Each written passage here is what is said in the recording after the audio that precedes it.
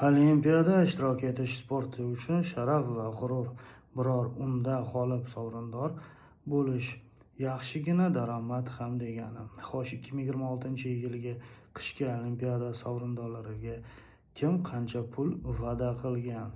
Bu borada Singapur yetakchi. Ular Olimpiya o'yinlarining oltin medali uchun qariyb 789 ming, kumushga 394 ming, bronzasiga esa 197 ming dollar va'da qilgan. Qizig'i, bu yilgi qishki Olimpiada Singapurdan faqat bir nafar sportchi tog' chang'isi Faiz Basha qatnashmoqda xolos.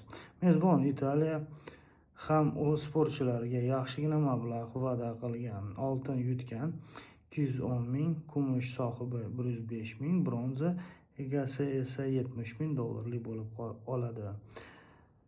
Yevropa davlatlari orasida Polsha Olimpiya o'yinlari chempioni bo'lgan sportchilarga puldan tashqari Toyota Corolla avtomobili, to'liq jihozlangan 2 xonali kvartira, dam olishga vaucher va zargarlik buyumlarini hadya qilishni reja qilgan.